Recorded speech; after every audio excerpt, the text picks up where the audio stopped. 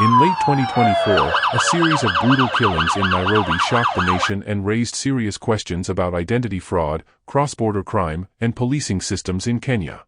In the center of this case is one man, Hashim, a suspect linked to the murder of 4 women, including his own girlfriend.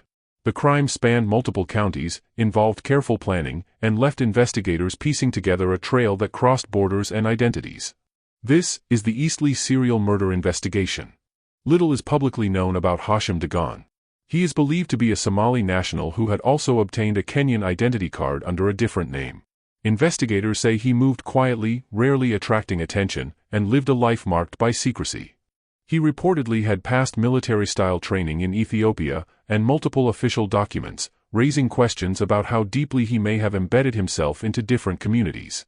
To neighbors, he appeared calm. To authorities, he was almost invisible. But beneath that quiet exterior, something far more dangerous was unfolding. On the night of October 21, 2024, 3 women, a mother, her daughter, and a young niece, were seen on CCTV leaving their apartment building in Eastleigh. A silver Nissan Note, registration KDQ 718Y, had pulled up outside. The women entered the vehicle willingly. There were no signs of struggle. What followed remains one of the most disturbing sequences of events Nairobi has seen in years. By morning, bodies began appearing in different locations. One in Machakos County. One in the Bahati area of Nairobi. One in a secluded thicket. All were confirmed to be the Eastleigh family. According to investigators, the murders were extremely violent, involving multiple stab wounds and signs of torture. The brutality suggested planning, not impulse. As officers examined Dagon's movements, a new lead emerged, one that widened the scope of the investigation. A body had been discovered earlier at Langata Cemetery. The victim was identified as Decca, believed to have been the suspect's girlfriend. Her killing bore the marks of intense violence, indicating deep emotional involvement. Investigators concluded she was murdered before the Eastleigh triple homicide, making her the first victim in the sequence. Suddenly, the case shifted from a single incident to the possibility of a serial killer operating across Nairobi. Detectives used CCTV footage, mobile phone data, and fuel station records to reconstruct Dagon's movements. At a petrol station in Athi River, he was recorded fueling the Nissan Note at around 3 a.m. A simple fuel receipt became one of the most important pieces of evidence in the case, mapping his travel route on the night of the murders. Additional CCTV footage from parklands showed the car reversing over an object on the ground, twice. Investigators believe this object was one of the victims.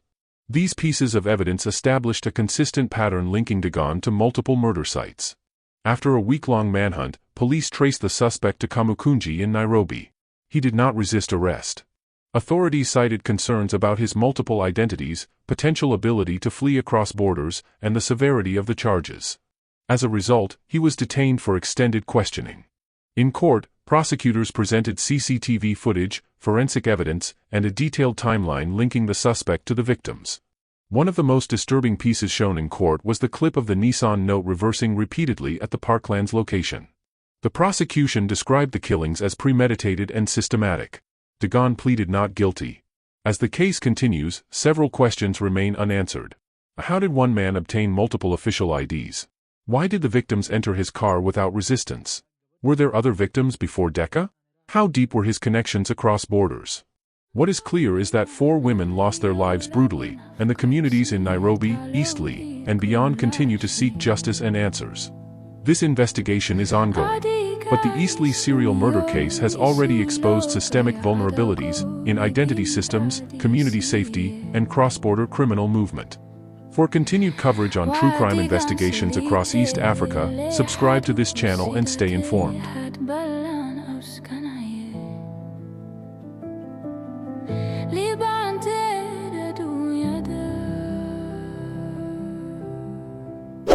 روحنا على